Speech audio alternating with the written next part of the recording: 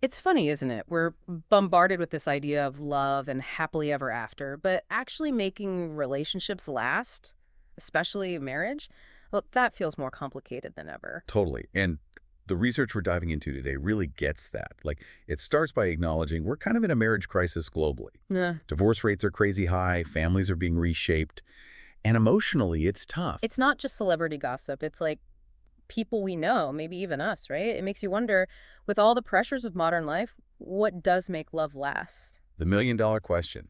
This research, it digs into the stuff we're facing head on. We're talking the constant pressure of technology, the whole social media perfect life thing, even how, like, being an individual is important, but sometimes it makes we harder. Yeah, it's like we're being pulled in every direction.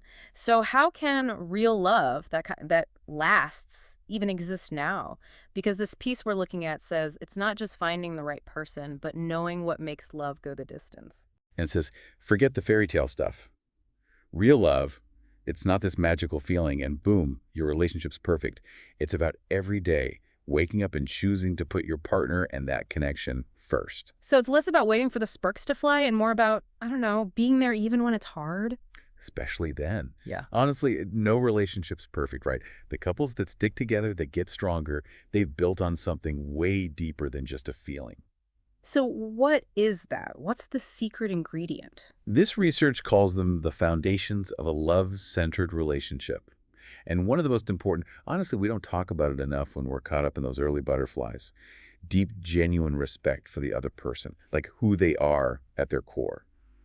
It's not just loving the good parts, but appreciating their flaws, those little quirks, all of it. That's big, right? We can't expect someone to be the perfect partner if we don't respect them for who they are. I'm guessing that connects to trust too, which we hear about a lot. You got it.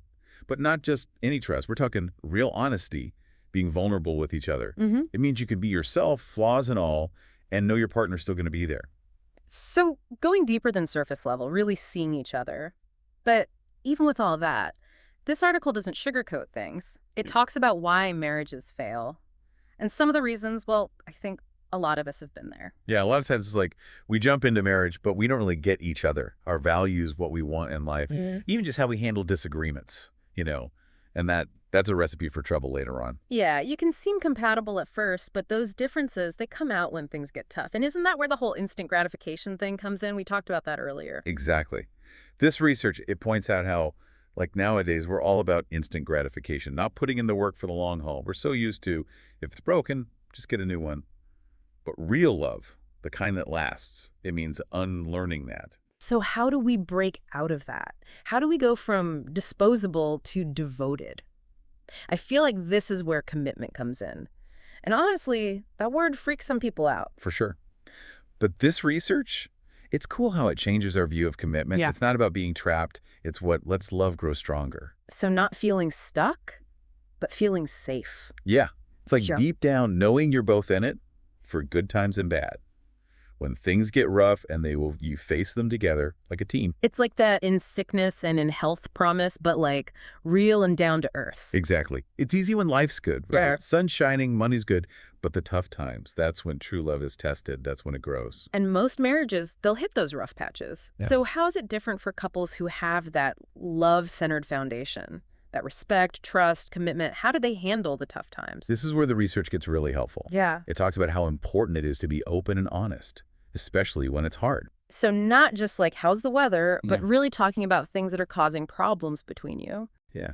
It's about creating a space where you both feel heard, like what you're saying matters. And that means sometimes you got to let go of being right all the time and actually try to see things from their side. Remembering you're on the same side, even when you don't agree. Right. And the research found that when couples talk like that, they're way more likely to see those challenges not as impossible, but as a chance to get closer, to make the bond stronger. So it's like shifting from me against you Yeah. to us against the problem. Exactly. Well- That makes a huge difference. But, it doesn't mean that every problem's easy to fix or that every marriage will last forever. Of course, sometimes even if you try really hard, relationships break down. That's true. This research gets that. But it makes us think about this. Is divorce always the answer, the first thing we go to when things get rough? Especially now, it seems like giving up is easy. It's what we see all the time. It is. And this research, it's not about pointing fingers or judging, but asking, Have we really tried everything before we make that decision? It's tempting to just bail when things get hard, but I wonder, like, with the right help, could some of those relationships actually be saved? That's what this research really makes you think about. It's not about judging anyone, but about giving couples that hope, that understanding that even when things are really rough, marriage can be rebuilt. Like, it talks about how powerful counseling can be, having someone there, to help you through it. Sometimes you just need that outside perspective, right? Someone to give you the tools to communicate and reconnect. Totally. Asking for help, it's not failing. It actually shows strength. It means you're both serious about making it work. It goes back to that main idea, true love, that lasts. It's not a feeling, it's what you do. And choosing to fight for it, even when it's hard, even when you're not sure what'll happen, that's where the good stuff happens. Mhm. This research has got these amazing stories of couples that were this close to divorce, but they dug deep, put in the work, and they came out stronger, more connected than before. Those stories are hopeful, right? Because when so many marriages end, it'd be easy to just say, what's the point? But this makes you realize lasting love, it's not just for a lucky few. It's about going in and staying in with respect for each other, that real honesty, being fully committed, and choosing love every single day. You nailed it. And those aren't just words, right? It's about taking care of the relationship, even when life's crazy busy. Making time for each other, even if it's just 15 minutes.